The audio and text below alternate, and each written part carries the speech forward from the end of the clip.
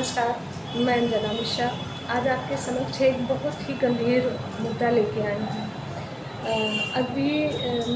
हाल ही में हमारे कौशाम्बी जनपद में सराय अकील थाना अंतर्गत एक लड़की को उसके पिता और उसके भाई ने काट डाला था, जो कि बहुत ही गंभीर था और बहुत ही अजीब है कि एक पिता जो एक बच्ची को भविष्य होता है, उसकी ताकत होता है, कहते हैं भगवान के बाद कोई होता है एक लड़की का तो पिता और भाई वो चीज़ है जो दुनिया में सबसे अच्छा दोस्त होता है, जिससे अपनी बहन दुनिया में अगर कहीं भी एक बहन सुरक्षा महसूस करती है तो अपने भाई के, अगर वो अपने भाई के पास चलती है, भाई के साथ चलती है तो उसे गर्व महसूस होता है कि मैं अपने भाई के साथ हूँ। दुनिया में कोई भी समस्या हो, एक बार अपने पिता से राय लेती है लड़की तो लगता है कि वो उसको सही रास्ता दिखाएंगे, लेकिन यहाँ एक पिता और एक भाई उसी को, अपनी बेटी को, अपनी बहन को काट डालते हैं। वजह क्या होती है कि वो लड़की किसी लड़के से फ़ोन में बात करती है। तो आज हम अपने उन भाइयों से, अपने उन पिता तुल्य लोगों से पूछना चाहेंगे कि क्या आपने बेटी को जन्म दिया है तो उसकी सांसें आपने ख़रीदा है, उसकी सोचने की, समझने की क्षमता आपने ख़रीदा है, या फिर आपको लगता है कि आपने जिस बेटी आपके आंगन में जन्मी है वो सिर्फ़ एक मिट्टी की मूर्त है, आप उसको जिधर इशारा करो वो उधर घूमे, या आपके अनुसार वो आपके रिमोट के हिसाब से चले। ऐसा तो नहीं होना चाहिए, क्योंकि एक बेटी को भी ये मर्यादा होती है कि हम जो करें वो हमारे पिता और भाई के खिलाफ़ ना हो, उनके मान सम्मान में ठेस ना पहुँचे।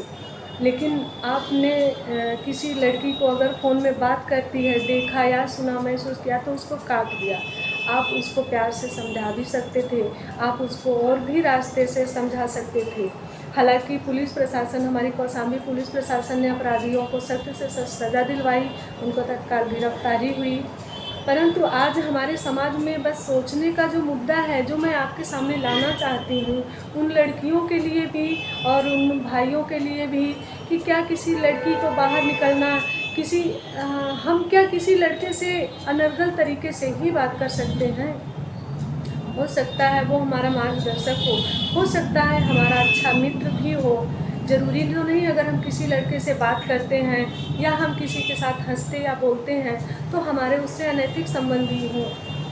हम एक दूसरे के मित्र भी हो सकते हैं। कभी कभी हमको कुछ समस्याएं होती हैं जिनके लिए हम सही राय भी उनसे ले सकते हैं।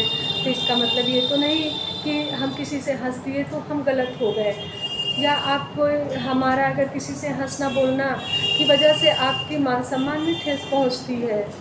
और उन लड़कियों के लिए भी है जो अपने माँ बाप का, अपने पेरेंट्स का ख्याल रखते हैं, उनके मान सम्मान का भी ख्याल रखें। ऐसा ना करें कि जिसकी वजह से आपके पिता या आपके भाई को इतने क्रूर होना पड़े। ऐसा कदम कतई ना उठाएं। आपके जीवन में यदि कोई भी व्यक्ति है जो आपका बहुत ख़ास है या आप उससे जुड़ना चाहते हैं तो आप प्यार से अपने भाई से एक बार राय तो लेके देखिए। हमें पूरा विश्वास है कि आपके भाई आपको सही रास्ता दिखाएंगे। अगर आपके भाई ने आपको उस रास्ते पे जाने से मना किया है तो स्वाभाविक है उस रास्ते पे कहीं ना कहीं आपको ठोकर लगेगी। इस बात का भी ख्याल रखें। और उन भाइयों से विनम्र निवेदन है मेरा फिर से, यदि आपकी बहन किसी गलत रास्ते पे जा रही है तो उसको सुधारने के, उसको सही रास्ता दिखाने का प्रयास करें, ना कि आप उसके जीवन का ही अंत कर दें। ये जीवन अनमोल है। आप एक बहन को, अपनी बहन को अगर गलत रास्ते पे है तो सुधारने का प्रयास करके दोबारा पा सकते हो, लेकिन आप उसकी हत्या करके कुछ भी हासिल नहीं कर सकते हो। चाहे वो कोई भी हो, किसी भी पद पर हो, अपनी बहन का या किसी भी लड़की का ऐसा गलत ना करें। उनको सही रास्ता दिखाएं, उनको रास्ते से वापस लाएं, उनको अच्छी बातें बताएं, उनको दूसरे तरीके से समझाएं। लेकिन काट डालना, मार डालना, फेंक देना, जला देना, ये सब बहुत ही गलत है। आज के प्रशासन में ऐसा नहीं कि आप ऐसा अपराध करके कहीं छिप सकते हो। यदि आप ऐसा अपराध करते हो तो प्रशासन आपकी ज़िंदगी बद से बदतर बना देती है। आज के सरकार में ऐसा नहीं है कि अपराध करके कोई भी अपराधी कहीं भी छिप सकता है या बच सकता है, लेकिन फिर भी ये अपराध महिलाओं के प्रति क्यों बढ़ रहे हैं? क्योंकि आपको लगता है कि अगर हमारी बहन हम जहाँ बोले वहाँ बैठे वहाँ उठे, हम जिससे कहें उससे बात करें, हम जिसको आँख बंद करके पकड़ा दें बस उसी के साथ चली जाए। हम भी इंसान हैं, हमारे अंदर भी भावनाएं हैं, हमारे अंदर भी सोचने की क्षमता है, हमारी भी कुछ इच्छाएं होती हैं।